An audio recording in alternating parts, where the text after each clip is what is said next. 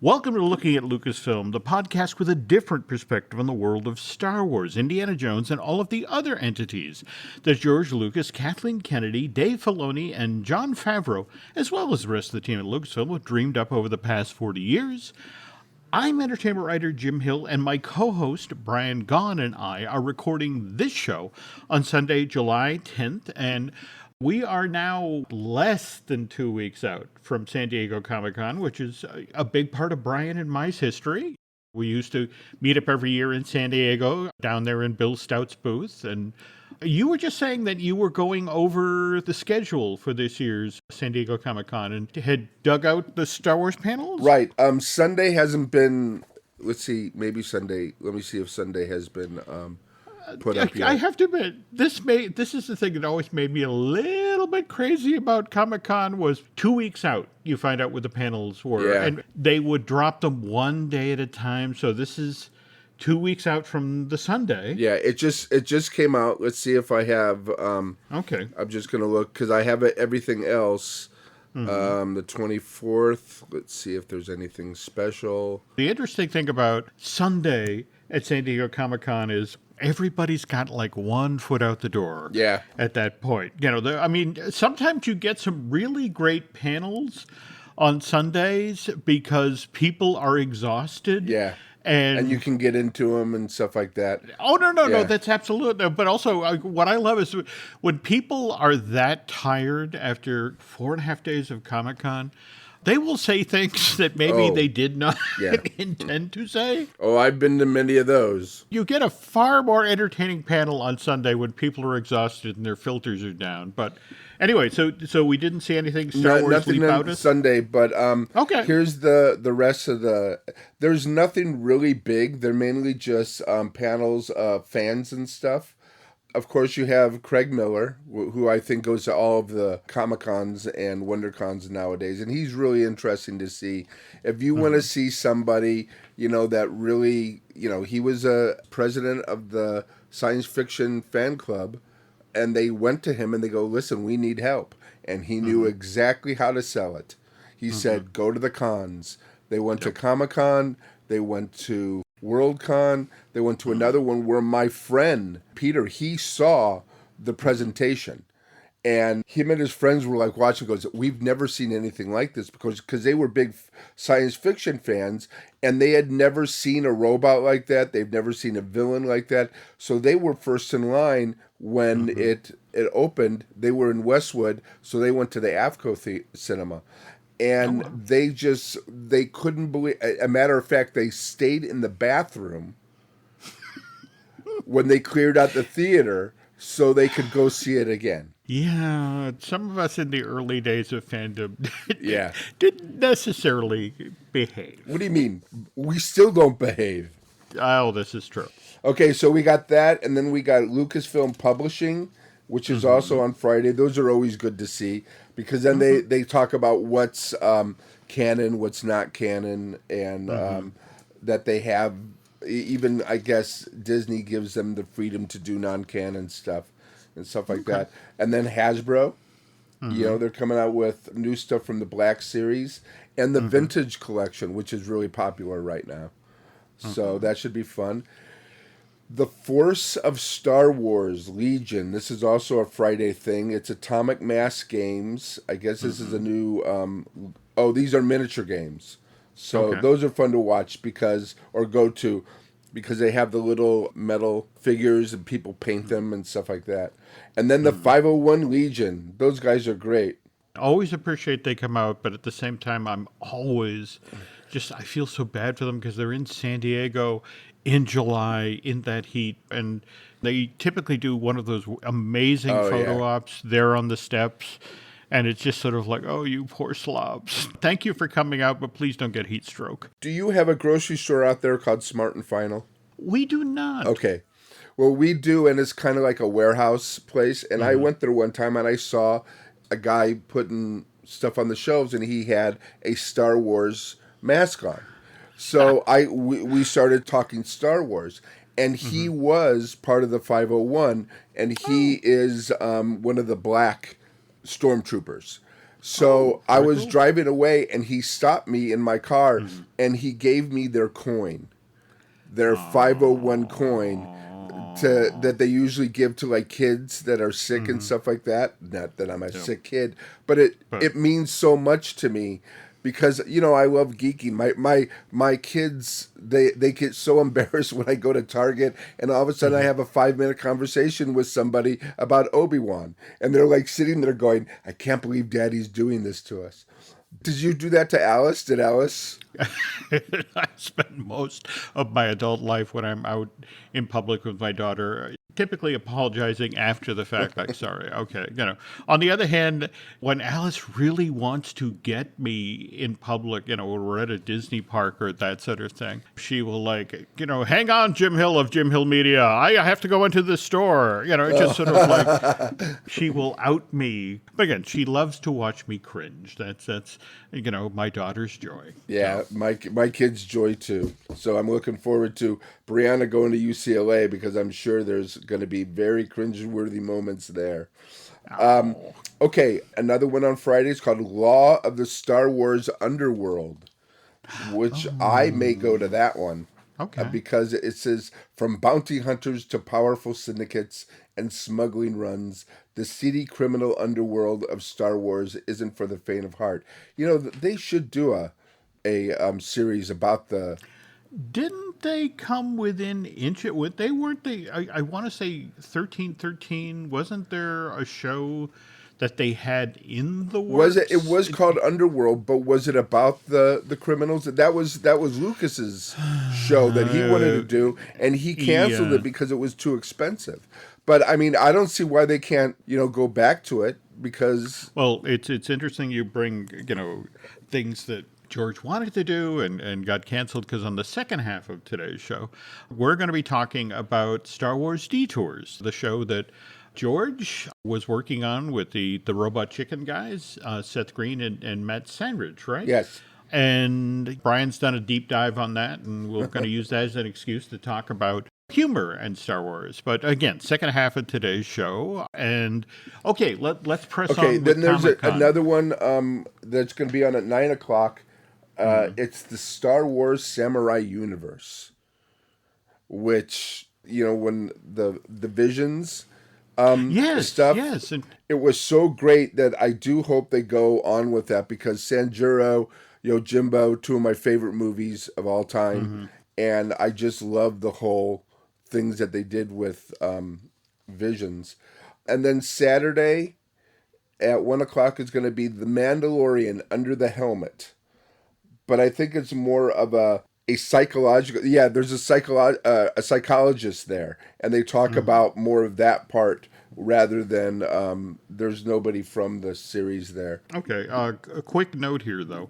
It turns out there is a season 2 of Visions in the works. In Oh, fact, excellent. supposedly, that anime anthology will debut in the spring of 2023. So, for those of us who really, really enjoyed the first one of those, and clearly Star Wars Samurai was a big, big chunk of that. Yeah, can't wait to see that There's one. also a way to watch them too, because you watch them in the original Japanese with subtitles, and they're brilliant because that's the way they were made. Then, because they use such great English actors for the dub, you watch the dub and you get two different versions of it basically, because the way it's done with the dub is a lot different than not a lot different. I mean, there's subtle differences, No, but definitely. it is different, and they're both excellent. I mean, they're both, if one's a 10, the other one's a 10. But they add little things in the translation that, because I forget what actors they use, but they use, major voice actors and major A-list actors too.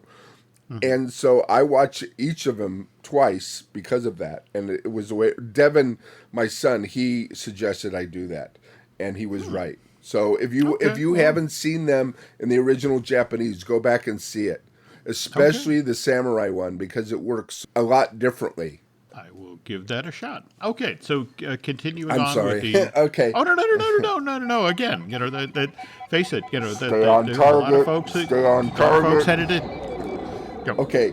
Costumes of Obi-Wan Kenobi, which would Mm-hmm. be interesting to see because the costumes were amazing for that.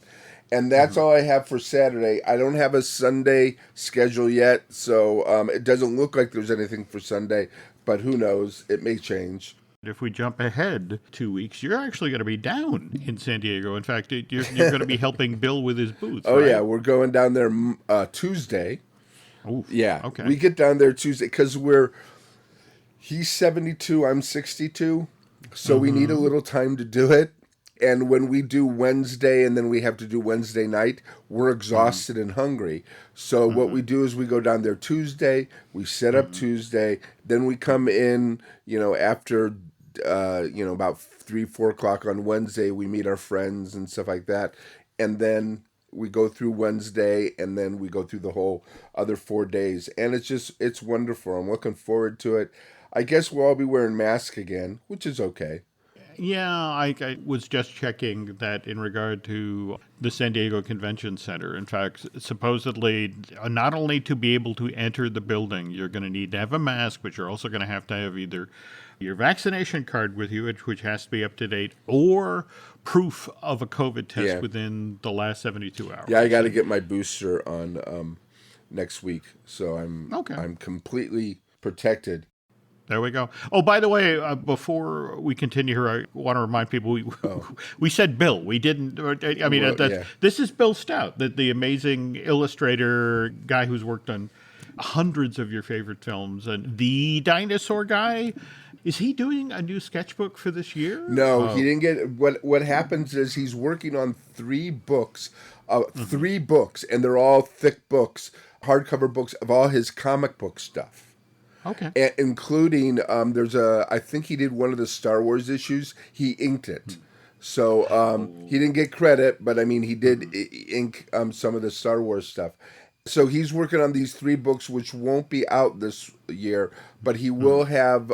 He's got playing cards that have a dinosaur on each card, oh, and he's got a fanzine, but it's a thick book from Masters of the Universe, the movie, when he production designed the movie, which is where I met him. I'm actually in the book, and sometimes people have me oh. sign my picture. I go, really?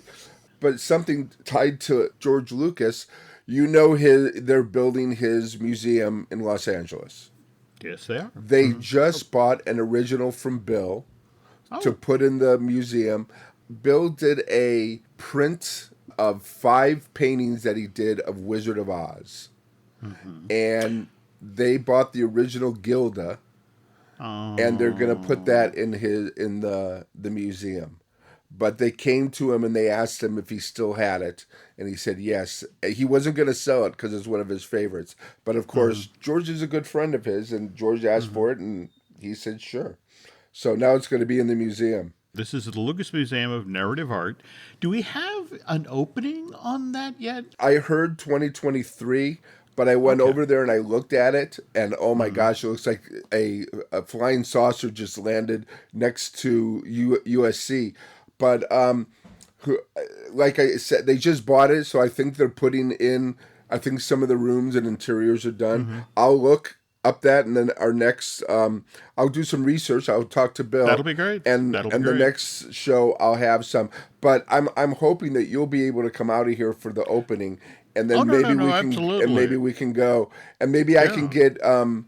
I'll talk to Bill, and maybe he can, because I know he's going to be at the grand opening, so maybe he'll Okay. see if he can get us some passes, and we can go Oh, that would be to killer. And that. again, this is the structure that's under construction right now in Los Angeles' Exposition Park. A lot of us have been waiting on this for a long Oh, time, it's a dream come true. but I love that Bill's Oz stuff Yeah. is going to be part of this because I mean, as a longtime Bill Stout fan, it's not just the dinosaurs, it's not just the monsters. I mean, his Oz stuff is just crazy. And in fact, haven't a lot of the folks who are writing the newer Oz books use Bill as like Yeah. The de facto illustrator. When Yeah. Byron Priest was doing Oz books, Bill did the covers. Also, I think he's still doing. I think he's in touch with the Baum family, and he's doing some covers for them too. Also, he had this idea, but he's been so busy lately. But one day, I hope he gets to it. He wants to do a poster of all the lands and characters of Oz, and it would just be wonderful. But he's been and he's got a couple other things too. He did a well. I'll tell we'll talk about. Well, you know what? One day we'll get Bill and we'll interview him, and he can tell us all about. Like Absolutely. he was there for the whole first year of Star Wars, so he knows what was going on. He was there with Bill or with George and the guys, and he's worked with Coppola and stuff. I'd like to know how much Coppola had to do with Star Wars too. I've never read much of that. Have you? It always tends to be the other way around. It's more about what did George have to do with Coppola versus what did Coppola have to do with George. And prior to Star Wars landing the way it did, I mean, Francis, to be honest, was kind of the 800-pound gorilla. I mean, once The Godfather hit the way it did, I mean, George had already obviously had THX at that point, and likewise American Graffiti. But once Godfather hit the way it did, and, of course, there was the immediate talk of The Godfather 2 and the ambitious plans for that. And even The Conversation, which I think is one of Coppola's best movies, with Harrison Ford. Yep. Well, again, that's half the fun of that world is just, the fact that it was like the two of them passing casting notes back and forth. It's like, well, this guy's okay. Well, not only that, but they were casting Star Wars at the same time Brian De Palma was casting Carrie. Yep. So there was what William Catt was almost Luke Skywalker at one time. And wasn't Amy Irving in the run? Yeah. Oh yeah, because she was in the running for that too. But I guess when you're casting with Brian De Palma, Brian De Palma wants something. I mean, he's the really gruff New York guy, and George is a guy from Modesto, so he's gonna go, yeah, sure, you can have Amy. I'll take Princess. I'll take Carrie. I'll take. There we go. Debbie Reynolds. You can have her, and I'll take Debbie Reynolds' daughter. There we go. All right, folks. I know the show is mostly underway at this point, but we're about to plunge into the really feral news segment here. But news portion of this week's episode of Looking at Lucasfilm is brought to you by Storybook Destination, trusted travel partner of the Jim Hill Media Podcast Network. For a worry-free travel experience every time, please book online with StorybookDestinations.com. Now, you wanted to talk about the rumors that are out there about Millie Bobby Brown? Yeah, I just heard about it. I guess the Mirror and the Sun, they reported right before Volume 2 came out that it was weird. They weren't saying that she was in talks. They said that she and her father are good friends. Her father's her manager, are good friends of Kathleen Kennedy. And they were talking about how maybe Millie Bobby Brown could be in future Star Wars because she has the 12 to 30 range of Q. What do they call that? The Q ratings or whatever. Oh yes, and she would bring in, a lot of eyes. And they even announced that they said 12 million pounds. She could be her payday. Ms. Brown has plenty of heat right now, especially on the heels of how well season 4 of Stranger Things has done. And the idea would be that potentially Millie would be brought on board with Taika Waititi's Star Wars project, which The Hollywood Reporter is now saying looks to maybe go before the cameras in early 2023. And, I guess Disney is still hoping that the film could wrap and be ready for holiday 2023. And when I say holiday, we're talking the week of Christmas rather than, say, Thanksgiving. What I've been hearing is, remember, Taika Waititi wants to do something that is not tied to the Skywalker saga. That he wants to do a Star Wars movie that is outside of the Skywalker wheelhouse. And so the whole notion of the young girl who has the gift of the Force thing is like, didn't we just do that with Rey? Yeah. Given the character that Ms. Brown plays in the Stranger Things series, 11, with her psychic ability, it's kind of like, didn't she already do this again? So they're having this conversation, especially supposedly about the first Star Wars theatrical film since Solo. Well, there's also Skeleton Crew. Well, yeah, there is Skeleton Crew, and remember, we do have the Jude Law plus several younger actors. Have they announced the actors yet, or they just announced Jude Law? Because I haven't heard anything more about what actors would be, and if they want a young actor, she would be perfect for it.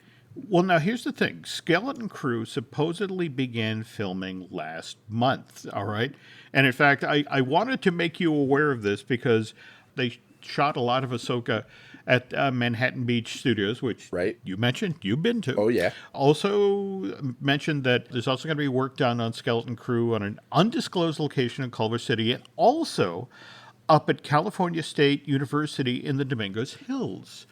That's not where your son is going to school. No, right? He's going to Santa Cruz. He's Santa Cruz. Yeah. Okay. All right. So I know that would be kind of hoping, cool. Just drive up and it's like, hey, Dad's here to visit you. Let's wander over that direction. Okay. Well, to answer your question, I think it may be a little late for Millie to join the cast of Skeleton Crew.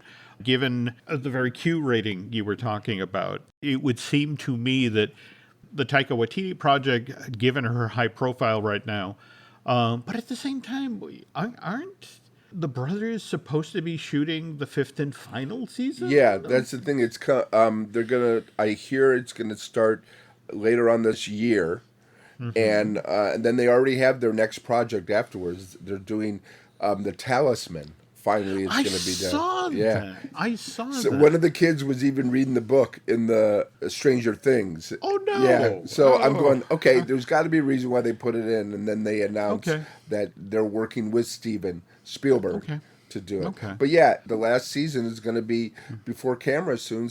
And they take 7 months to do it. Mm-hmm. It's a 7-month filming schedule. So I don't know if that could be... Well, it could be. If they said 2023, the end of 2023, then yeah, who knows? Also, let's not forget about the fact that Patty Jenkins still has her Rogue Squadron, I want to say. Yes. I guess what I'm saying is I would love to see Ms. Brown in a Star Wars project. I just don't want to see her as Rey's younger sister or, just somebody else who suddenly discovers they have the Force. Just sort of like, let's do something different here. Let's give Bobby Brown a new challenge. Well, Taika has been known to change up things, so I'm sure that he's very much so. But now, if you can hang out for just a minute, when we get back, Brian and I will talk about Star Wars Detours, as well as, to be honest, just humor in general in regard to the Star Wars films. Every story you love, every invention that moves you, every idea you wished was yours, all began as nothing. Just a blank page with a blinking cursor, asking a simple question. What do you see? Great ideas start on Mac. Find out more on apple.com/Mac. This episode is brought to you by Indeed. When your computer breaks, you don't wait for it to magically start working again. You fix the problem. So why wait to hire the people your company desperately needs? Use Indeed's sponsored jobs to hire top talent fast. And even better, you only pay for results. There's no need to wait. Speed up your hiring with a $75 sponsored job credit at Indeed.com/podcast. Terms and conditions apply. Big news! Sephora is now on Uber Eats. So if you find yourself facing a beauty emergency, like needing a last-minute gift, or you're just out of your favorite mascara, again, don't panic. We got you. Order now and get $10 off on Sephora orders of $50 or more on the Uber Eats app. Order now. Offer ends October 30th. One order per customer. Additional terms apply. See app for availability. Delivery fees may apply.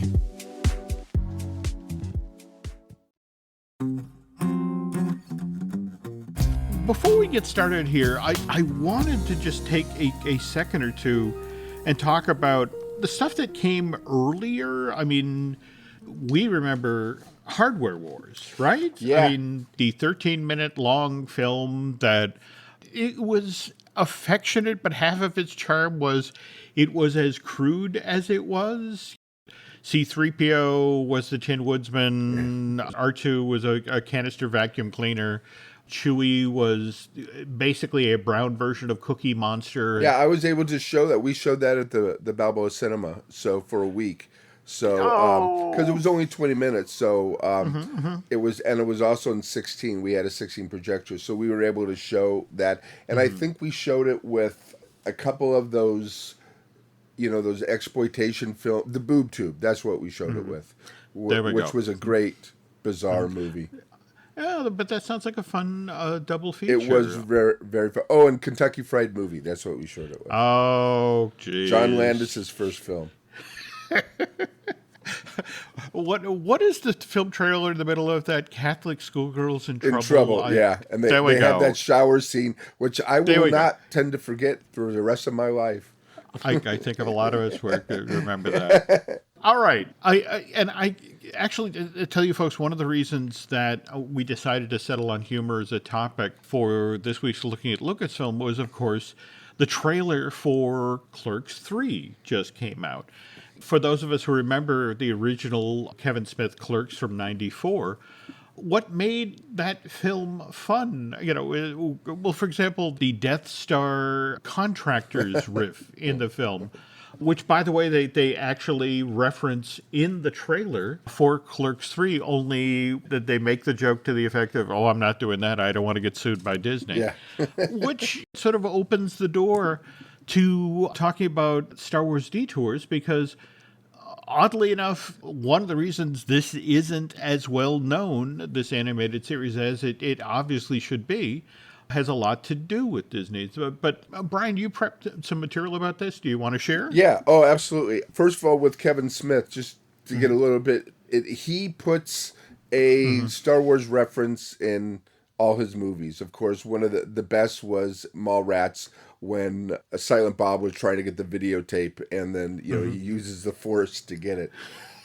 But because of what I saw, I was looking into comedy, and if you think about it, the first real comic thing done in the Star Wars universe was probably the holiday special.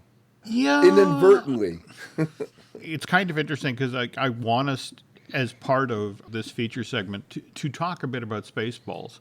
And of course, yes, Mel Brooks loved to use Harvey Korman in, he was in Blazing Saddles, he was in High Anxiety.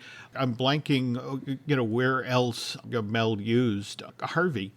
But that's the weird thing. I feel like the Harvey Korman stuff, and he's Oh my gosh.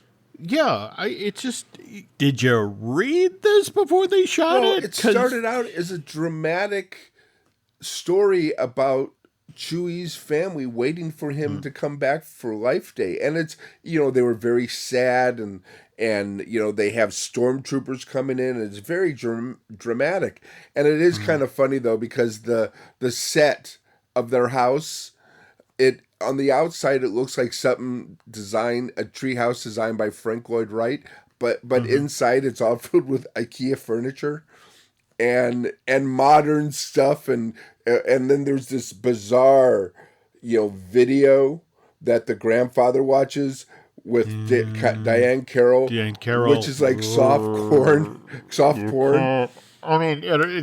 In much the same way that people of my generation can't forget the shower scene from Kentucky Fried Movie. To bury the needle in the exact opposite direction, you cannot forget the grandfather watching the Diane Carroll hologram thing. It's just sort of like, I may need to stop this for a moment and go shower, and not in a good way. Yeah. Just sort of, "Ugh," you do not feel comfortable watching that. And then to fill up it was going to be shown for 2 hours on network. It's an hour and 47 minutes. I'm sorry, go on. I don't know. You're not wrong. As I understand it, initially it was supposed to be an hour. And then it was one of these things where CBS kept coming back and saying, hey, we'll give you 2 hours, or we'll give you 90 minutes. Hey, we'll give you 2 hours.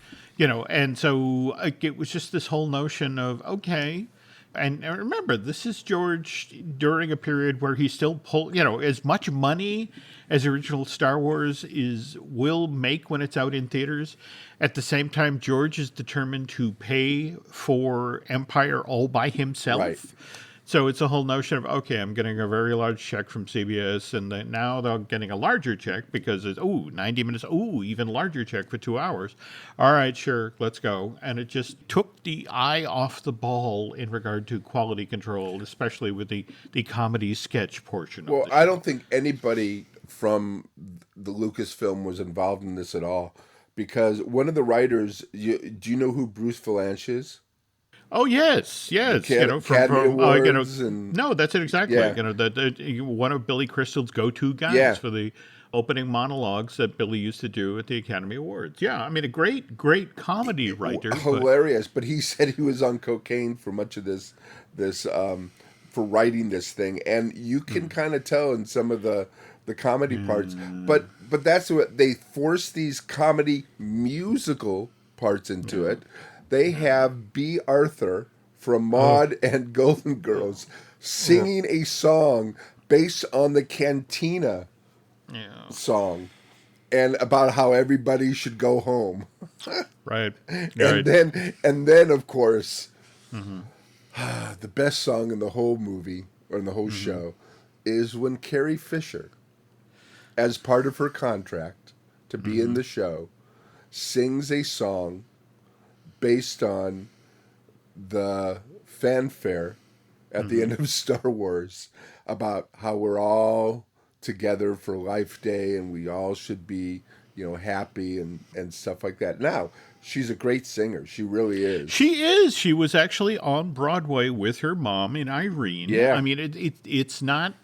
At this point, is she a couple with Paul Simon? I forget. I don't know. Oh, I should have looked that up. No. Because I know wasn't there a period she was with Dan Aykroyd, and then I think after that she was married. She was married to Paul Simon, yeah. Yeah. But then she had some problem. But back to the show, and then you see Mark Hamill, and his hair is yellow, and he has heavy makeup on because this was right after his accident, and he looks kind of like a mannequin, but Harrison was pretty good in it. But again, Harrison had done a surprising amount of television before, right? So he knew, yeah. You pull it in a little bit for TV. But supposedly doing this was what he wanted. It was why he wanted to get out of his contract to be in any Star Wars movies, because this was so embarrassing for him. And it really is. I mean, you watch the whole thing and, you basically think, I will never get that hour and 47 minutes back in my life. I can't imagine. I mean, I don't think, if I did, I forgot. I don't think I saw it when it first came on. But, it's a train wreck. You have to watch it, right? You have to watch it once in your life. It is definitely one of those moments where, you're coming up in a car accident and you cannot look away. And Art Carney. I'm a big Art Carney fan. No. Same thing here. In fact, I want to say it's at least within this window of time where he did Harry and Tonto. And won the Academy Award for it. Yeah. And then also, but the really thing that makes this special, though, is the animated section that they have by Nirvana Animation in Canada, who then went on to do Droids and Ewoks. I forget what the name of this section was, but it was basically the introduction of Boba Fett. It was. But speaking of animation, though, Yeah, we got to get to the. So yeah, I just wanted to say that started the George likes humor, and George would always. I'm sure that he loved the parodies.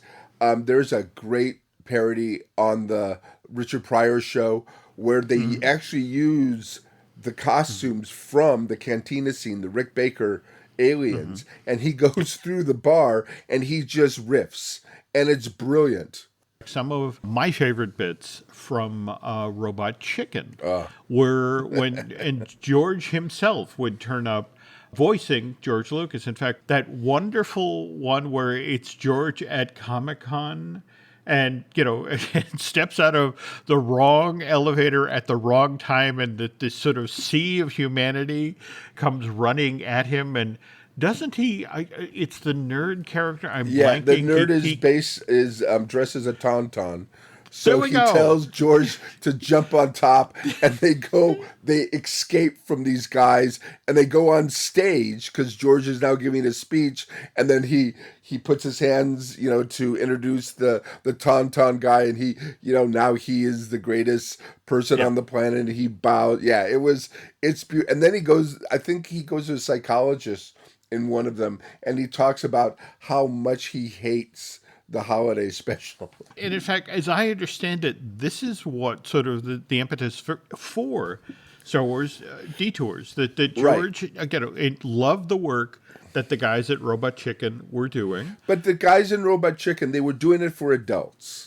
And they were making it for fans of it. So one of the best gags in the whole thing is when Palpatine picks up the phone and it's Darth Vader telling him that the Death Star has been blown up. He goes, "What? By a bunch of teenagers?" He goes, how am I going to get funding to build another one? That's Seth MacFarlane. Yeah. Who's doing the Emperor. And seriously, folks, if you have not seen this particular bit, again, it is such a wonderful piece of material. It totally delivers the goods. But all the little vignettes, they're very funny, and they're very... But then, okay, so because this did so well, George went to them, I think in like 2007, but he didn't announce it. I think he kind of hinted at it, and then at the Star Wars Celebration 6 in 2012, they had a panel.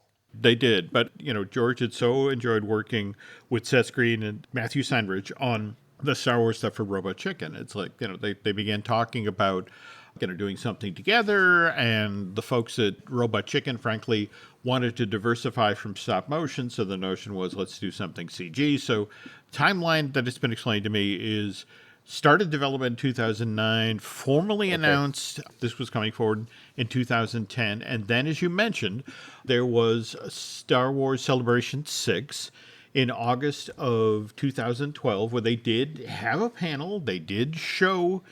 And that's the other thing people need to understand. This wasn't a small effort. There were 39 episodes of this show produced, 2 full seasons.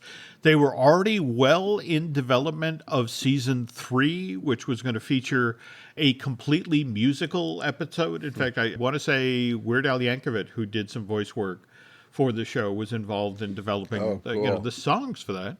But then in October of that same year, of Celebration 6, 2012, that's when the Walt Disney Company acquires Lucasfilm for $4 billion. And they had announced it. It had a home. It was going to show up on the Sci-Fi Channel. Wasn't that the plan? Or didn't Universal own the Sci-Fi Channel at the time? I think they did. I want to say yes. And in fact, the Sci-Fi Channel... just the year before they began development on Star Wars Detours is when Spaceballs, the animated series, ran on Sci-Fi. Right. Did you ever see any of those? Or I saw one of them. See, I wasn't crazy about the... I love Mel Brooks, and I think he's done the best parody movies ever. Blazing Saddles was more of a tribute than a parody film, and so was... So was Young The Frankenstein? Young Frankenstein. But his other parody films, he would star in them, and then it would be a Mel Brooks starring film, and he's always better in the background. So I wouldn't like what's the film, High Anxiety. If he got somebody who was a Jimmy Stewart or a Cary Grant, it would have worked a lot better. I am so glad you brought up High Anxiety, because I actually put Spaceballs and High Anxiety on the same level. I mean, I think if you go through High Anxiety, there are like 5 or 6 genuinely brilliant Alfred Hitchcock jokes. Yes. And Cloris Leachman is fun, but then there's another 90 minutes of movie, and yes, Mel Brooks is not necessarily the best actor in a Mel Brooks movie. You know, if we jump ahead now to Spaceballs, I remember Billy Crystal did an interview in Playboy magazine, March of '88, and this was right after the original Spaceballs had come out. It had come out the summer of '87. And Billy was talking about, I mean, these are two kids who grew up revering Mel Brooks. I mean, again, Rob Reiner is Carl Reiner's son, and Carl and Mel did the 2,000-Year-Old Man together. So it's like, and you know, and they used to do that at the Reiner house. So Rob would sit there and watch Mel Brooks's genius from 2 feet away. But Billy Crystal actually talked about how he and Rob went to go see Spaceballs in theaters, and they walked out, and it's like Mel did the cardinal sin of comedy, that his timing was off. Oh, okay. You know, it's just like it came out the summer of '87, and Return of the Jedi had come out in '83, and it's like, wow, you're making fun of something that's 4 years old. Oh my God, Mel, come on. You know, it's not like they're going to make Star Wars things over and over and over again. You know, it's like, you know, just they thought it was this out of date parody. Also, Airplane had come out in the summer of 1980, and kind of cinematic taste in parody changed because of that movie. Yeah. Suddenly it wasn't, you know, I know this is a funny movie because it's got Harvey Korman in it. You know, it's like, this is a funny movie because now I've got Leslie Nielsen or Lloyd Bridges or Robert Stack who are being straighter than straight, and that's what makes it funny. And that Mel Brooks films, they work on visual comedy for the most part. And the Airplane movies, wordplay, you know, mixing up, like I like coffee like my men, black, stuff like that. There we go. It was a whole different idea of parody. And then Mel Brooks tried to do that one film where he was the businessman. I forget what the name of it. No. Life Stinks. Life Stinks. And the movie stinks. We're not going to talk about But again, it could have been a good idea if it was maybe Eddie Murphy as the main character. I mean, because that kind of worked in Trading Places. I don't know. I am so happy for what happened to Mel Brooks' career with when the Producers opened on Broadway. Yeah. And that, you know, after years of, frankly, bad films like Dracula, Dead and Loving It. Oh, my gosh. Stuff like that. It was just so nice to see a genuinely funny Mel Brooks thing as opposed to a painfully unfunny. And in a lot of ways, that's the problem with Spaceballs. There are, you know, don't get me wrong, he made some really smart choices in that, you know, for example, bringing in John Candy and Rick Moranis. And I would argue Rick Moranis is the utility player. Absolutely. In that movie. But Bill Pullman was really good, too, because he was the straight man. Have you seen the vignettes that Max Brooks did with his dad during the lockdown? I have seen the one or two where it's Max standing outside of his dad's house. Yeah, and his dad behind the glass. Behind the glass. Some of the most brilliantly touching, funny things you have ever seen. And here's a guy, Max. He's brilliant at his own doing the zombie stuff. And I mean, could you imagine being the offspring of two of the most incredible people on the planet that should not have been together? Yet your mom is Mrs. Robinson and your dad is possibly the funniest man on the planet. And I think he was the only son, wasn't he? I want to say yes, though. But did you ever hear the story of how Mel Brooks and Anne Bancroft met? Oh, yeah. she was auditioning for Funny Girl. I guess she was on stage singing a Fanny Bryce song. And Mel, wandered into the theater because I guess that he was doing some work for Broadway shows at the time, and they were considering him to help fix the book for Funny Girl. And I think she was singing Bryce's song "Married I Can Always Get," and Mel, as soon as she finished singing, he like bounded down the aisle and was up on stage, and I was like, "Hi, I'm Mel Brooks. You're wonderful." No, I didn't hear that one. I heard that they met at another audition or something, but I didn't hear that one. But that makes more sense, and that she, I don't know. I just think that she's the most wonderful, and then he. Oh no, no, I would have just loved to have been a fly on the wall, because I think that she basically didn't stop laughing. I mean, even when they did the film together, which wasn't the greatest, but it was okay. The original's from better. This same period, To be or not to be. Or not to Yeah. be. Yeah. Again, Yeah. I see what he wanted to do, but then he brought his wife into it. Now you got a film, and then and you can tell she's cracking up. Yeah. She's trying not to just bust out because they had that great relationship. But let's get back to Detours. I do want to just pause for a moment. One last thing about Spaceballs that came out, cost $25 million, and a lot of that was because this was Mel's first really big effects picture. Oh, I didn't know that. And did not make as much money, No.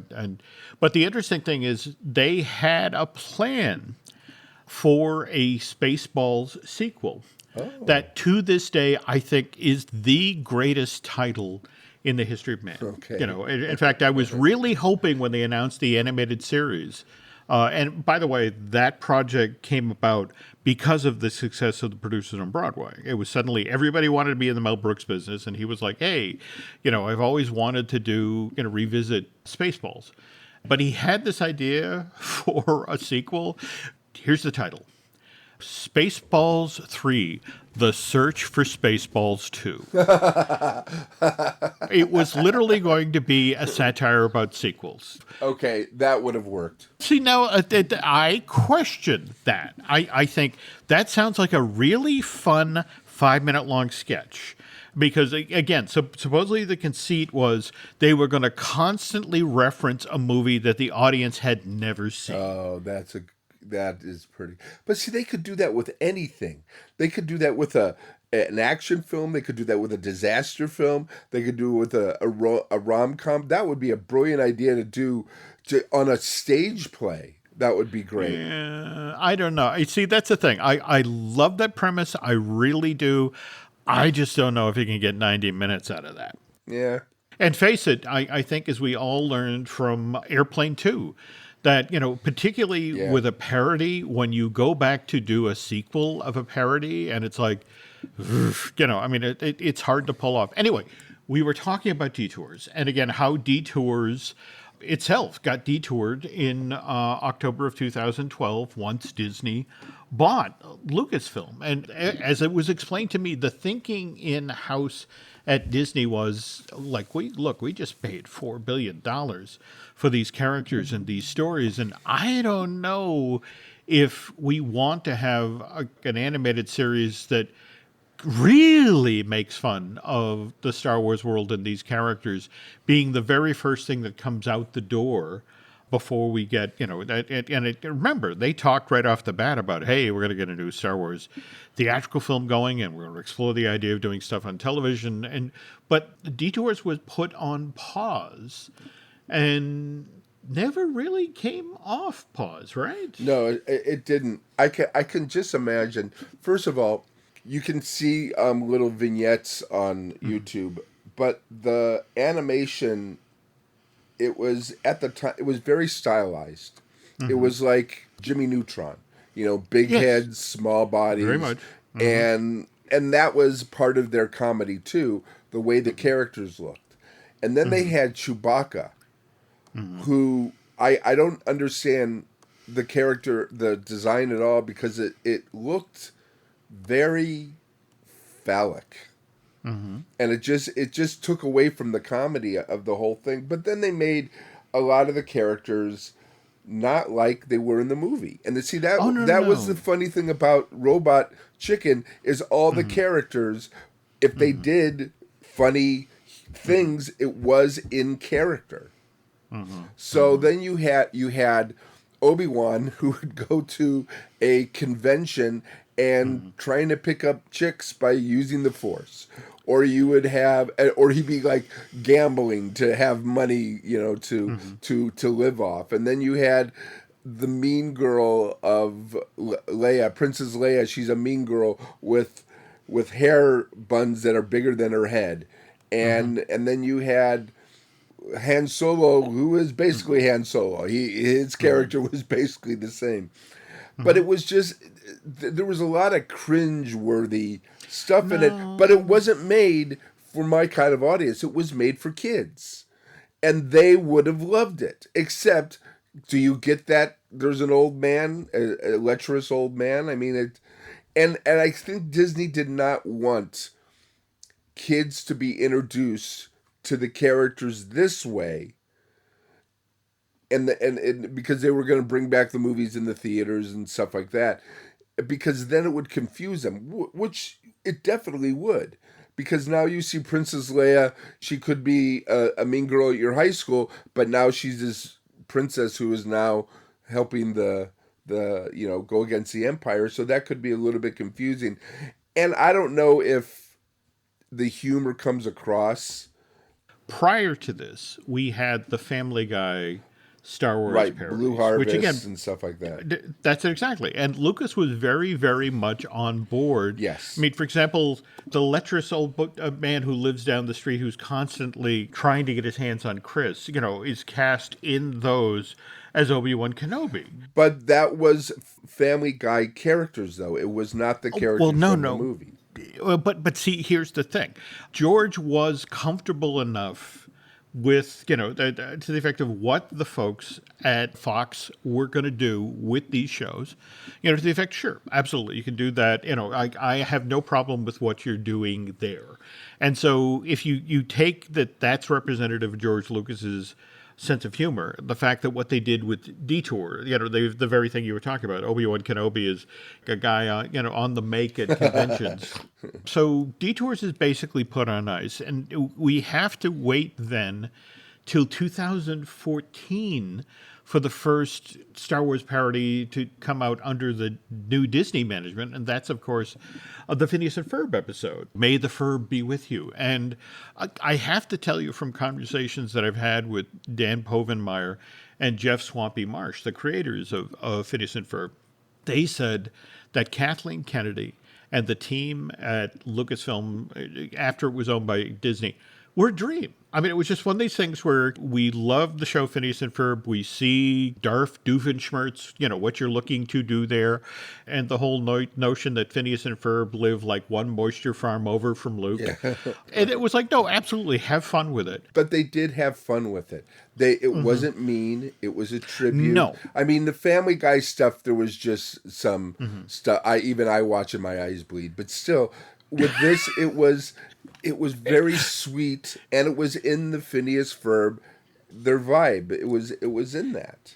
I get what you're saying about Family Guy, but I will still stand by and applaud Blue Harvest for the couch gag. Yeah. Just the notion of in the middle of trying to escape the Death Star, it's like, well, there's a perfectly good couch here. And it's like Peter as Han Solo and Brian as Chewbacca. And tilt it. And sometimes one gag will redeem a show. Yes, I agree with that. And I say that having watched all of the Star Wars Holiday Special, and that gag isn't in there. No. All right, that's not there. Whereas the thing with Star Wars Detours, I think the very thing you were talking about, we've all never seen a full episode of this. We've only seen individual sketches or 2 and 3 minute long segments. And I just wonder if taken out of context, they don't work. But on the other hand, if it were a half-hour long episode, and remember, supposedly 39 of these exist, Brian, somewhere in the Disney vault. I don't know. I think George had an ulterior motive. Just like scorched earth, make people hate Star Wars so much that they'll never ask him again. Are you going to do sequels? You know what are the best parodies right now, though? What? Are the Lego movies. Oh, yes. They are brilliant. I mean, I've been watching them, but the Terrifying Tales, yeah. basically it's a takeoff of a Treehouse of Horror, and it is brilliant. I'm a huge Dana Snyder fan. Yeah. You know, that from Aqua Teen Hunger Force, and likewise, by the way, that the first season of The Ghost of Molly McGee just ended. Great final episode for the first season. But it's worth it alone to watch the Terrifying Tales for that moment. I want to say Dana voices one of the Hutts, you know, who's trying to build a casino. A casino out of Darth Vader's palace. There we go. And there's a great moment when they've gone inside the building and the villain says something, and there's a flash of lightning, and Dana's Jabba character is like, did the lightning just flash inside the building? Because I mean, it's a wonderful, wonderful bit. And you're not wrong. In fact, remember, we've got our summer vacation. Oh, I can't Star wait Wars. to see what they do with that. But again, Yeah. the characters are their own characters. You know, in the Lego holiday special, it was wonderful. You had, you know, the time travel thing. You had 3 Darth Vaders in one Yep. time, and just the little changes that each character would have because they're from a different time. And then you had the Rey, and they even brought in the Kerry Russell character, and it was just it was a neat tribute to. Well, see, there you go. That's the right word. It was smart, it was affectionate, and it was funny. And if you're a fan of the films, it hit that sweet spot. Yeah. You know, it was just knowing enough of the world and just tweaked it a little bit. But no, all great fun, and hopefully those will continue, the Lego Star Wars things.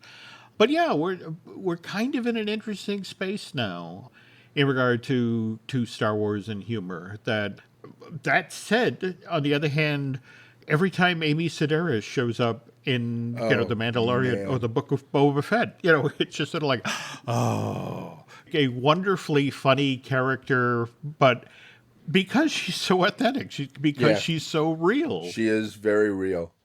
Yeah. I've been a big fan of David and her for a long time. And when I saw her, first of all, I couldn't believe that they would put her in something like that. Then I realized, of course they're going to put her in something like this because they want to be different. And she just adds so much to it. But talk about humor, though. I mean, maybe we could. This is a whole story too. The Solo movie, which would have probably been one of the funniest things, but they just got scared. See, if Solo came out after Mandalorian did, I could guarantee you, or if Solo came out as a TV show, I can guarantee you it would be a hit, a 100% hit. With Lord and Miller doing it, because they bring something that we don't know we want until we see it. The Lego movie, no. how great was the Lego movie? And Lego Batman. I mean, I don't know. Did they do Lego Batman, or did they just... They were definitely producers? involved Okay. definitely involved in that. And that is one of the great what ifs out there. And, you know, I would love to see all 39 episodes of Star Wars Detours I to see probably if would they work in watch context. But conversely, I would also love to see whatever footage there is out there for Chris Lord and Peter Miller's take on... Or a script. I would love to see a script. Yeah. Because I'm pretty sure it went a whole different direction than what we saw. I mean, not saying anything. I liked the movie, and I liked everything about it, and I want to see a sequel or a TV show. And I'm hoping they don't bury it. I'm hoping they realize that they have something, not so much with Star Wars, but they have something with Disney Plus. Yeah, again, we keep hearing rumors about the Lando limited series that would expand, but again, that's the thing. We are, we're in this weird space now where everyone's looking at what Marvel is doing being able to toggle back and forth between its limited series on Disney Plus and the films that are being released theatrically and the storytelling opportunities there. And I've been hearing that the folks at Lucasfilm might want to dabble in that, but that involves conversations with Taika Waititi and Patty Jenkins to the effect of, hey, we're going to be doing this, and is there anything that, could we maybe do a tie between, what we're doing with Ahsoka? Well, both of them, though, I mean, both Marvel and Lucasfilm, I have been blown away by the series, but Marvel, WandaVision, when you saw it, oh my God, best thing on television. Mm-hmm. And then Falcon and the Winter Soldier. Yeah. Oh my God, best thing on television. And then the next one, best thing on television. But Ms. Marvel is the best thing on ever done. I mean, it is brilliant. I feel good after I see it. You are preaching to the choir here. In fact, the very thing you were saying, I'm getting tired of saying after each Marvel limited series is complete, that's excellent. How could they top themselves? And then they top themselves. And I did not think Ms. Marvel was going to be. I don't know. Yeah, no. It didn't appeal to me. But the first episode, I got misty-eyed, and then the last episode, even Devin is like going, "Really, Dad? You're crying? What? It's sad, but it's not that sad." I'm going, "It's very sad." Well, but Iman Vellani has done such an amazing job, and for such a young kid to be this good. And more to the point, to surround her with the strong cast that they have. Oh my gosh, the girlfriend, the one, and she's a Disney star, and somebody had to say, well, we got to put her in because she is amazing in her little, because she is the other part of, she's like, the Jiminy Cricket to her. You're still Muslim, you still have to, follow. These things, but maybe not. And so it's and the brother is amazing. His character is just, and then the mom and dad and everything about that is just, there's nothing about it that you say, well, that wouldn't happen in real life. And it, the controversy about it, I don't know if they're still upset about the whole Jin thing, but to me it works. Wonderful casting, strong writing, amazing production design. Oh my God! The budget on this has got to be, I mean, it is the only. I mean, I've seen a lot of Comic-Cons, pretending to be Comic-Cons in movies. This is the best con I've ever seen. They came close. I mean, at the same time, there were those, well, we got $1.45. Yeah. That they did the best they could. I'll give them that. And when you look at like that Gone with the Wind shot that ended episode 4. Or Passage of India. Even, what's the other David Lean film? Dr. Zhivago. It was all there. Lawrence of Arabia. It was all there. And you're just watching going, this is a David Lean. This is a David Lean shot. I've never seen anything like this outside of a David Lean movie. And Devin and I were going, was this CG? Were these people CG? Were they all extras? Because what they did with Moon Knight, when they did the Egypt thing, they had just about 100 people, and they mixed them all over the place. This was thousands. It looked like. All right, folks, and forgive me for doing this, but again, we're talking David Lean, Dr. Zhivago, which, by the way, Sir Alec Guinness started. There we go. We got it back to Alec Guinness. So technically, we're Star Wars. Okay. And on that note, folks, I think Brian and I are going to shut down this week's episode, but remember, lots of great Star Wars stuff coming over the horizon. By the way, hopefully on our next show, Ryan and I will be able to get access to Light and Magic, which starts tail end of this month, July 27th, I want to say. And Drew Taylor was just telling me he's had the opportunity to view a couple episodes and just says flat out amazing history of ILM. But hopefully we'll get to talk more about that on upcoming episodes. And also Comic-Con. And also Comic-Con, which Brian will be there right in the mix and Yeah. hopefully be able to report back on some of the panels we were talking about at the top of the show. With So, 175,000 of my best friends. there we go. All of them masked up and all of them vaccinated. Okay. So, all right. Anyway, Brian, in the meantime, where can folks find you online? You can find me online at Geek with Children, and children is spelled CHILDRN, and that's on Twitter. And I don't put a lot of stuff up recently, but when I go to Comic-Con, there will be a lot of stuff up there. I'll be doing stuff.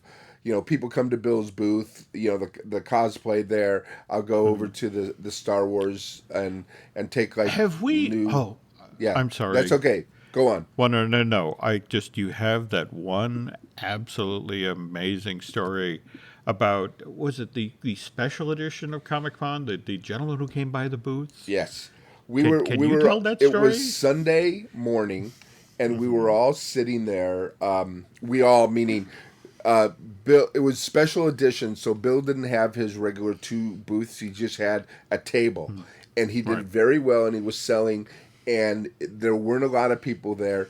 And the person who was in charge of him, you know, we would bring him to his panels and stuff. She was standing there, and then the rest of the people around us, they were all science fiction writers selling their books or artists, and it was, and we all became friends because that's what you do.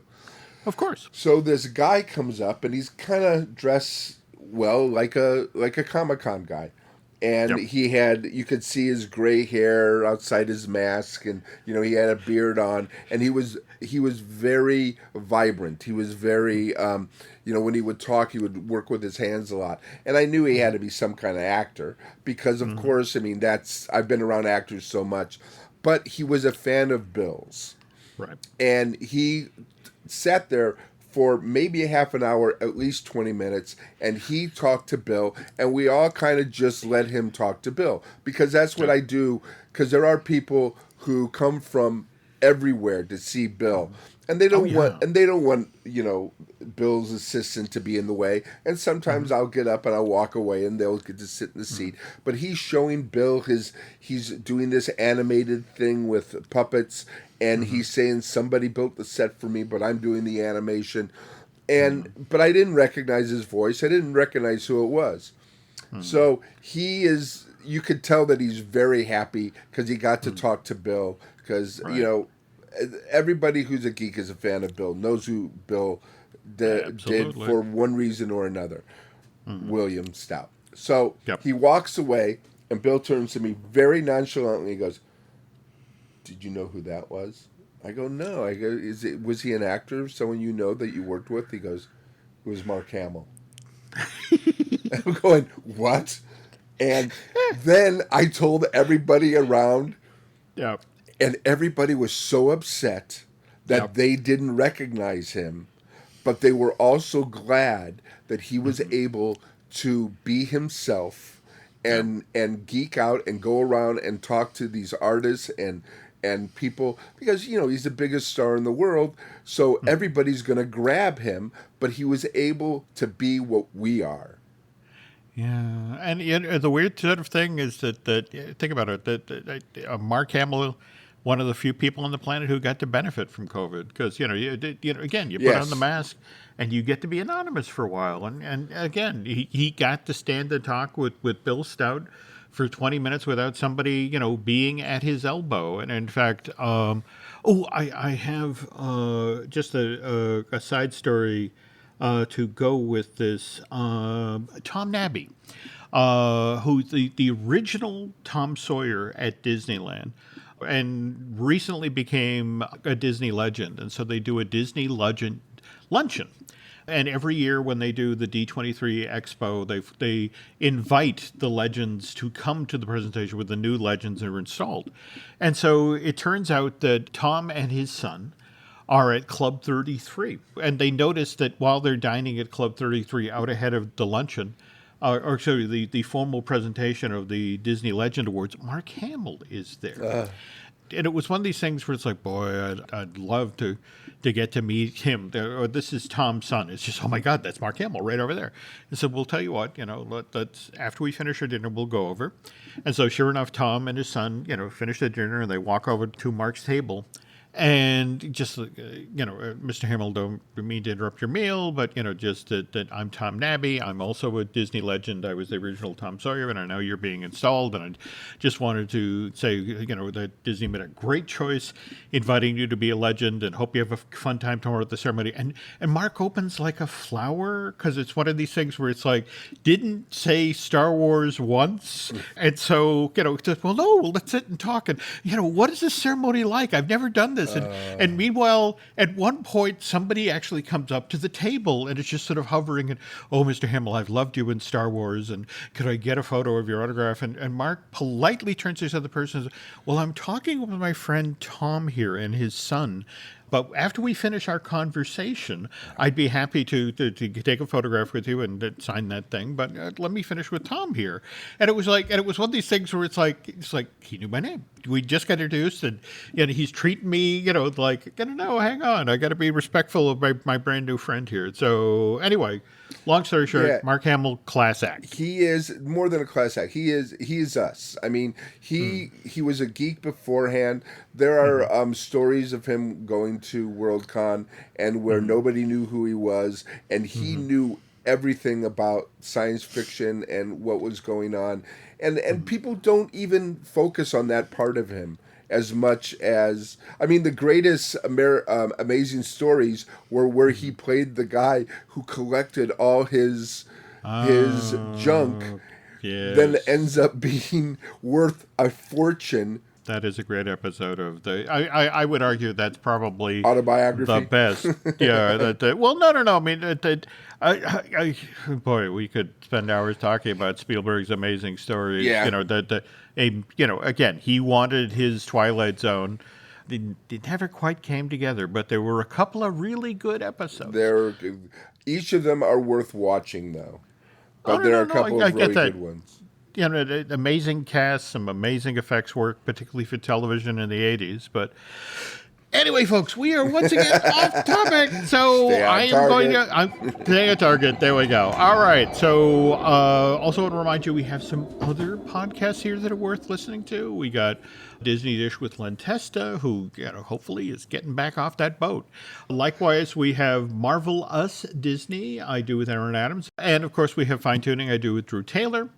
Tell you what, if you could do Brian and I a favor, if you could head over to Apple TV and rate and recommend the podcast you're listening to right now. Likewise, if you really, really, really like what you're listening to right now, if you want to head over to Bandcamp and subscribe, that would be helpful. And let's see.